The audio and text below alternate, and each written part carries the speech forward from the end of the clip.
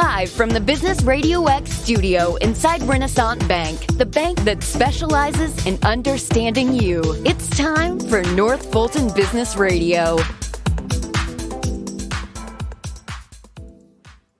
And hello again, everyone. Welcome to another edition of North Fulton Business Radio. I'm John Ray, and we are broadcasting as usual from inside Renaissance Bank in beautiful Alpharetta. And if you are tired of the mega bank experience, and if you're at one of those banks, we won't mention any names, but if you're at one of them, you know what I'm talking about. If you're looking for a bank that can give you more personal service, but you want one that's big enough to handle pretty much any need you can throw at them. I've found that at Renaissance Bank, and the clients that I've referred to Renaissance Bank have found that as well. So my suggestion is go to renaissancebank.com, find one of their local offices, and give them a call. And here's your first test. A live person will answer the phone. Renaissance Bank, understanding you, member FDIC. And now I want to welcome Adam Rojas. Adam is managing partner, owner, founder of Bellmoore Consulting. Adam, welcome. Thanks so much for having me, John. Yeah, thanks for being here. Let's talk about you and Bellmoore Consulting. How you serving folks out there? Sure. So Bellmoore Consulting is a sales training and sales coaching company that I founded after I left the corporate world. And really, our mission is to help sales teams unlock their full potential. And we really focus on doing that in three ways. One is inspiring. Two is innovation. And three is excellence. So what I mean by that is I want to inspire salespeople to really fulfill their potential in the sales organization. And I do that through some innovative ideas. And then finally, the excellence, right? Bringing the experience that I've got from my background and driving that performance within the sales organization. Excellent. That sounds like we need to dive into all that. But before we do that, let's talk a little bit about you and your journey that has led to you founding your firm.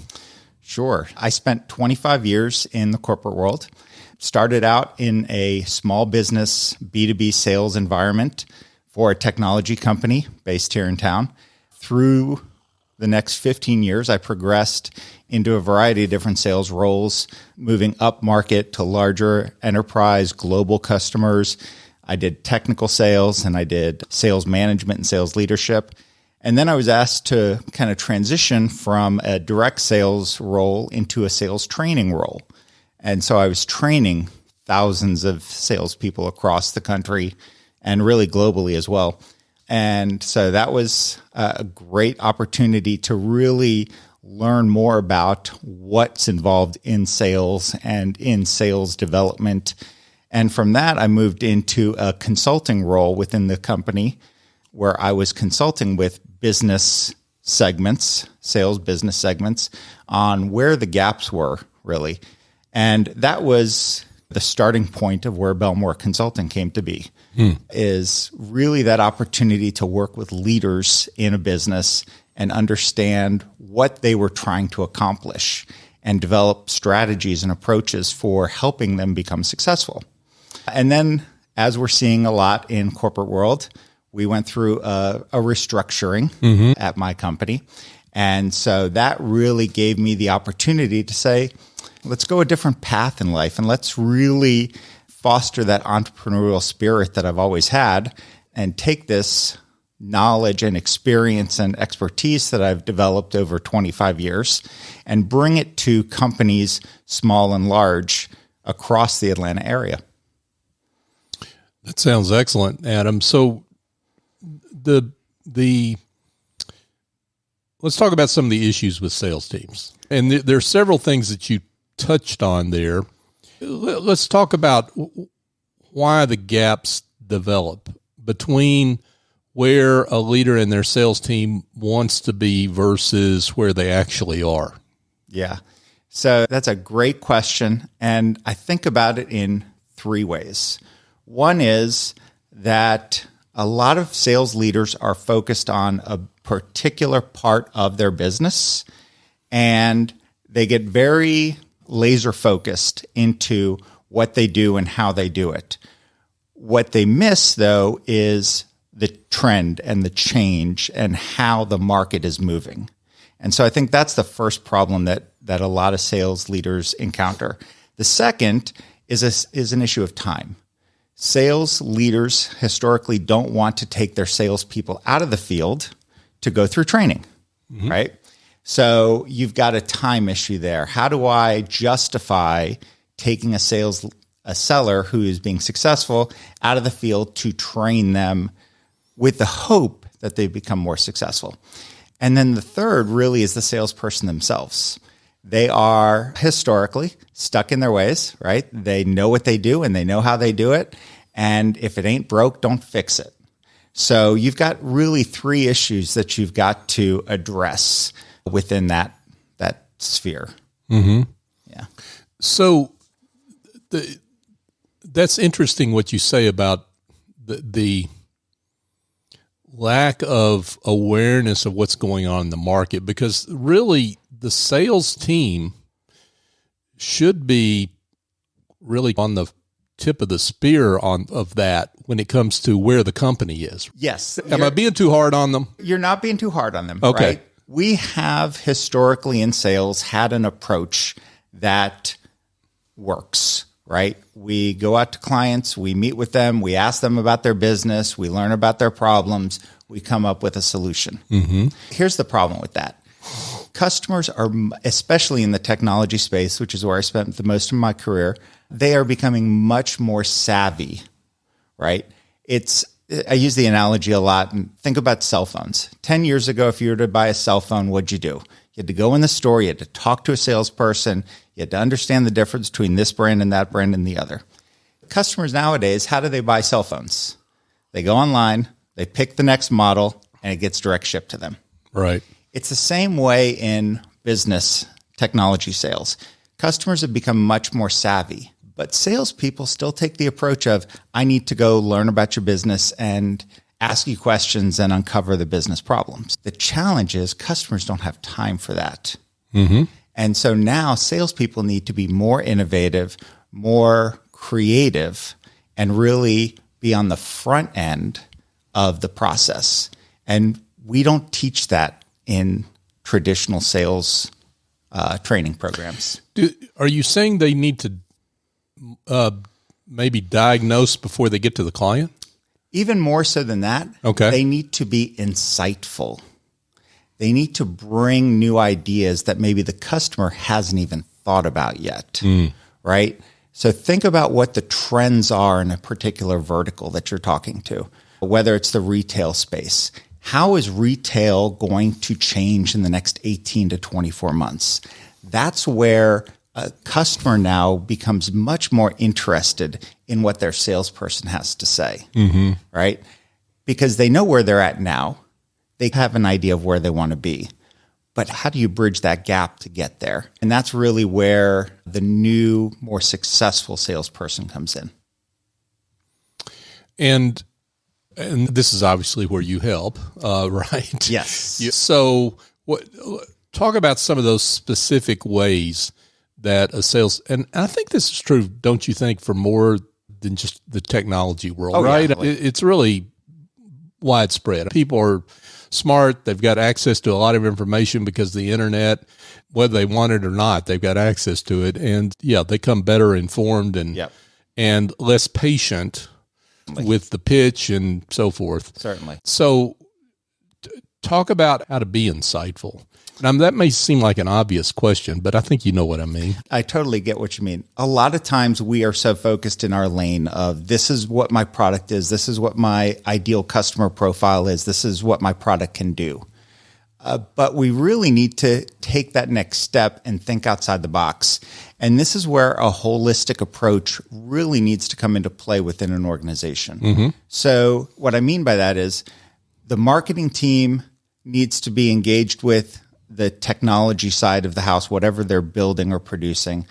And they need to be engaged with the sales organization to say, okay, here is what it does now.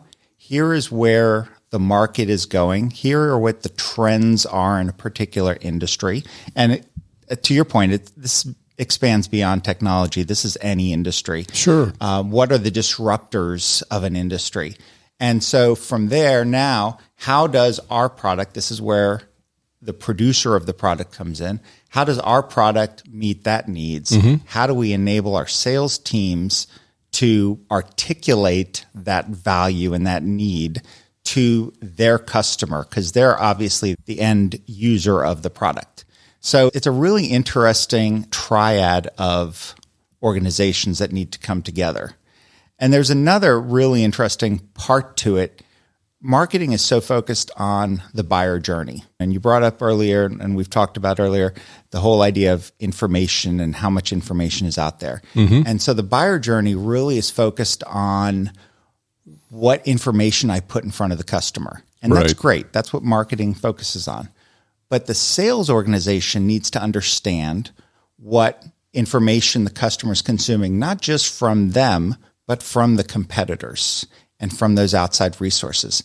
And now, how do I help the customer navigate through that myriad of information and really understand what's important and what's extraneous? And so it's that confluence of I need to bring ideas, and I also need to help a customer navigate through what they're already predisposed to think about.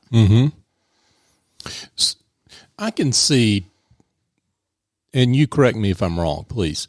I can see how when you're working with a sales team, you're telling them to be more insightful and a little more proactive when it comes to what they share, that some of the pushback could be that is really not what senior management is paying us to do, right? I mean, we get graded and edit this, and we get graded based on our product knowledge, right? Not necessarily our industry knowledge or the knowledge of our client. Is that a fair statement? That is a really fair statement. And that's where really educating from a leadership perspective down on how important it is to shift the dynamic of what you do, right? So you're 100% accurate. We are so focused on, quite honestly, we're focused on the end result. Right. But it's how do you get to that end result? What are the steps that are taking? What we've seen is that over time, in many organizations that I've worked with, the rate of success is going down. There's more competitors out there, especially in lean economic times. It's harder for businesses to spend money and justify spending money. So now how do I change that curve, right? How do I change that downward angle? And really it comes from what do I need to do to be different? So sales leaders who are willing to be different, who are willing to buck the trend of you need to just focus on results, those are the ones who are going to ultimately find success and long-term success in this world. And that's really who I am talking to and what I'm driving home as I meet with my clients is you can't keep doing things the way that you did them 10, 15, 20 years ago. Right. It's not going to work anymore. Right? You've got to do something different. You've got to change the way that you engage with your customers. And that's really what we're trying to do at Bellmoore Consulting. Yeah, that makes a lot of sense. Adam Rojas is with us, folks. Bellmoore Consulting is, again, the name of his firm, and he's the founder and managing partner of his firm. So, Adam, you talked about inspiring, and that works both ways, right? You're trying to inspire salespeople, but salespeople on the other side of it, they really are called on to inspire, aren't they? 100%. So I'm a huge fan of Simon Sinek. I watch everything he puts out. I've read his books.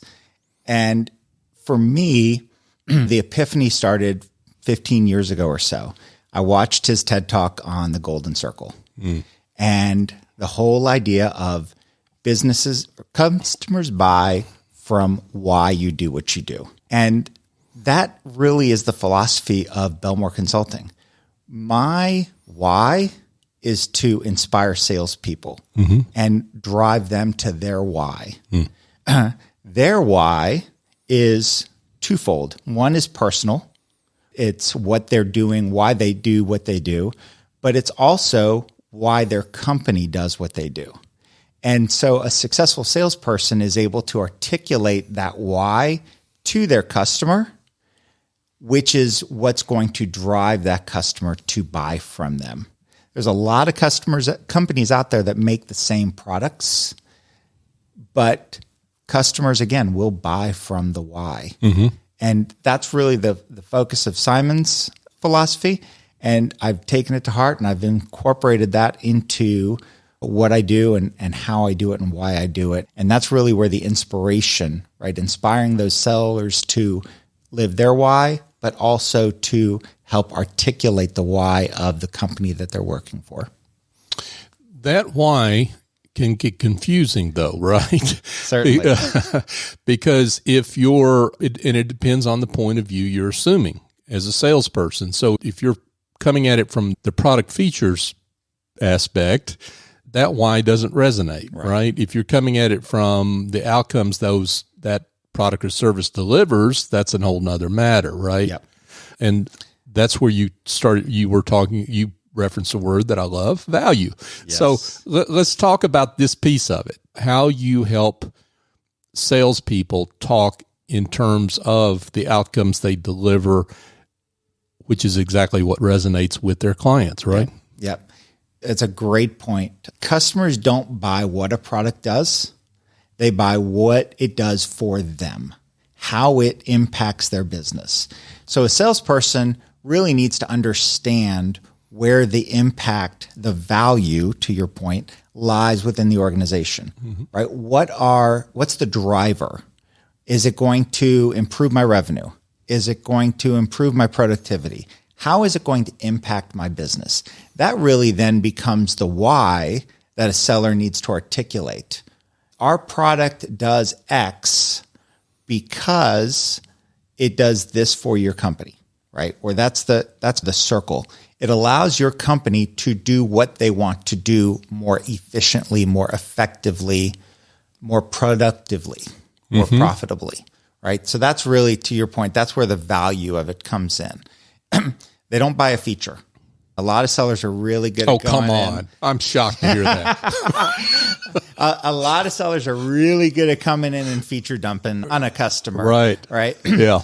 The customers don't care.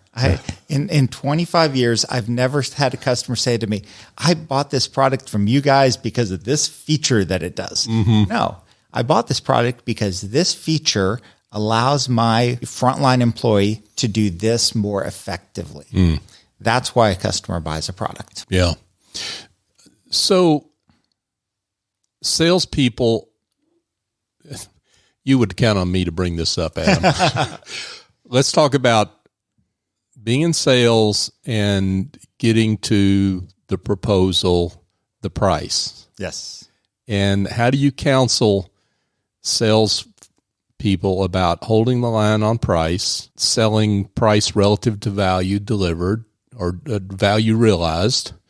How do you talk about that with your sales clients? So it starts long before you get to the proposal phase, right? If you are not identifying how your product, how your solution impacts a customer in tangible ways on the front end, then you are just walking in and throwing a price in front of them. So the first thing that I teach when we're in the phase of the initial customer meeting or the subsequent customer meetings is really understanding how you are providing value to them and what that means from a monetary perspective. And that's a really hard thing for a lot of sellers and a lot of customers to think about, because we think about monetary in terms of it's going to improve my revenue by X, right? $1,000, $5,000, whatever the case may be. But think about it in other terms. If it takes a front end person 3 hours to do something and your product takes it from 3 hours to an hour, now that's 2 hours of extra time or 3 times the amount of work that they can do. Now that makes them X percentage more productive every day, right? So you've got to be able to articulate that on the front end and identify that on the front end with your customer. And then that is really what goes into your value assessment as you are presenting your solution, right? You need to understand what the value it's bringing. And it's also really important in this highly competitive world to understand where you benchmark versus the competition. Because a lot of customers are talking to a lot of your competitors and understanding how your differentiators play in is key. The other piece, and you hit on that, is in terms of when you're actually proposing, how do you, identify what potential objectives a customer is going to have on the front end, right? That's part of your research. Yeah. If you don't walk in there knowing these are the 3 or 4 or 5 potential objections they're going to have, you're unprepared for your presentation. So you've got to identify what those objections are and how you are going to mitigate any of those objections. Let me jump in and ask a question about this, because this is really good. Should you preempt a discussion about objections? Should you bring those up proactively on your own, knowing that if you don't, you're going to get them? Does that build trust and credibility? So it's an interesting thought, and over my career, I've gone back and forth, but I would not proactively bring up an objection, right? Unless the customer in the discussion has said, I'm also talking to this competitor.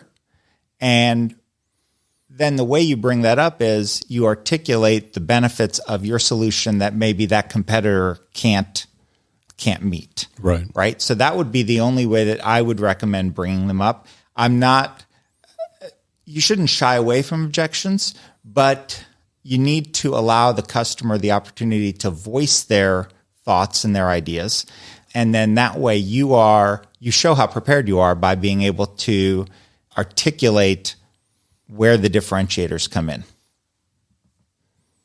Great words and thoughts here from Adam Rojas with Bellmoore Consulting. Adam, talk about the types of clients you work with. You mentioned that you work mostly in the tech space. Yep. That's a big subject. Let's narrow that down a little bit. Really, technology in a variety of forms and fashions. It's been where I've spent my career, either in whether it's software sales or telecom sales or any of the cybersecurity sales, any of those sorts of spaces.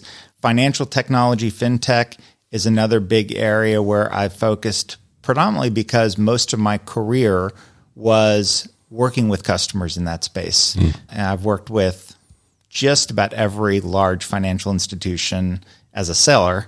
So I understand the landscape really well, and I'm able to articulate where the differentiators are and where they're looking to be. So for me, I love talking to sales leaders in that space, sales leaders in the technology space.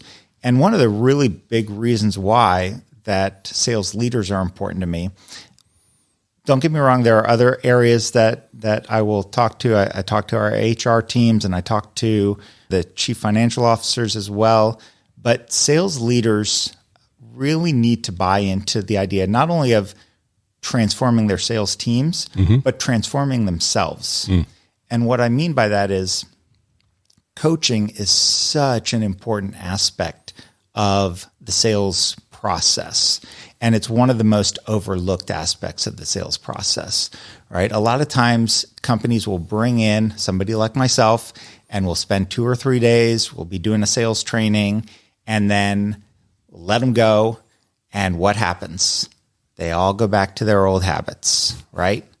Because they're not being coached. Right. Part of what I want to drive with every one of my sales leaders is that commitment that you're going to continue the coaching process and really foster success in your organization.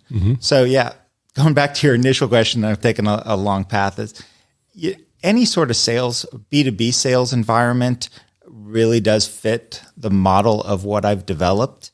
But technology sales, because that's where I come from and that's the language I speak, probably fits it the best, and I can resonate the best with sellers in that space. Adam, as we wind down here, I would love it if, and I'm sure our listeners would as well, if you could share a success story, one that helps illustrate the great work you've done. You've been involved in a lot of different contexts along your career, and I'm sure there are plenty you could share. Sure. There's one that comes to mind, and it was working with my prior company who really wanted to make a shift in how their salespeople engaged with customers.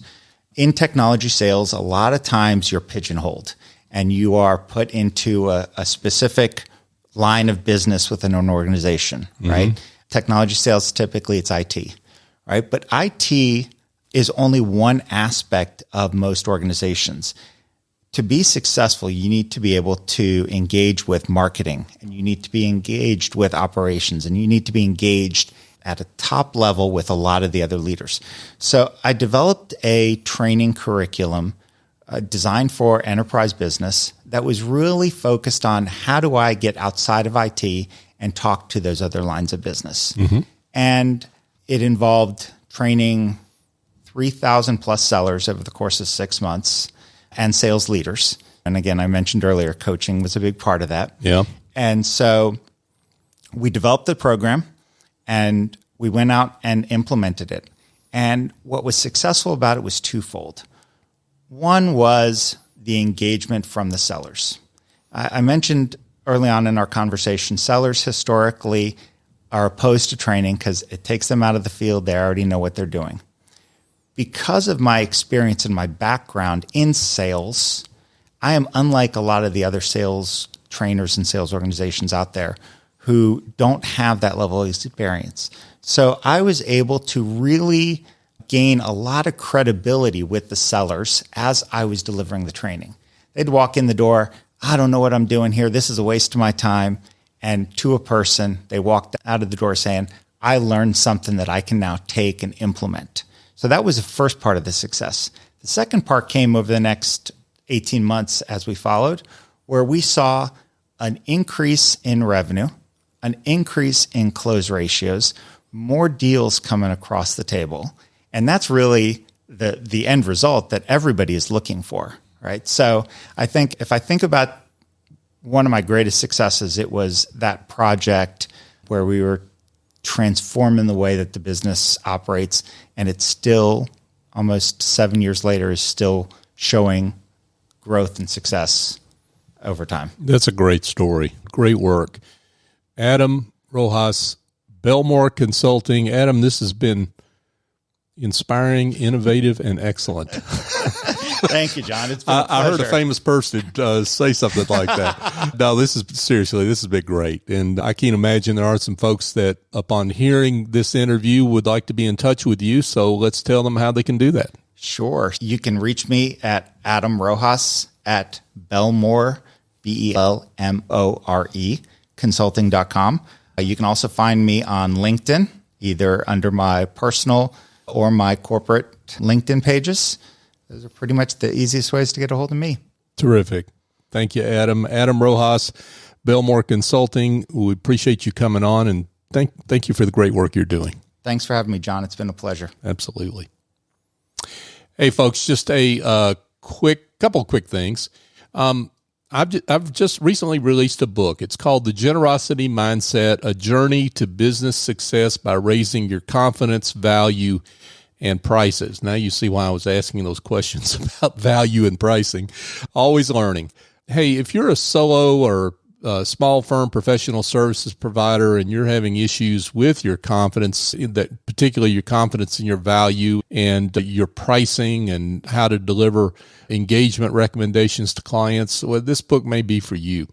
Go to thegenerositymindset.com to learn more. You can also find the book at your favorite book retailer, wherever fine books are sold, as the old saying goes. And I want to thank you that are listening and who are such great supporters of this show. We've gotten this far because of you. You continue to support us in so many different ways, sharing the show on social media, sharing it with other people who you think need to hear about the services or products of the guests that we have. Please continue to do that work. You're helping us fulfill our mission to be the voice of business in North Fulton, and we appreciate that. We particularly appreciate being able to contribute to the success of the guests that we have on the show. Please continue to help us in that way, and we appreciate you. Thank you so much. For my guest, Adam Rojas, I'm John Ray. Join us next time here on North Fulton Business Radio.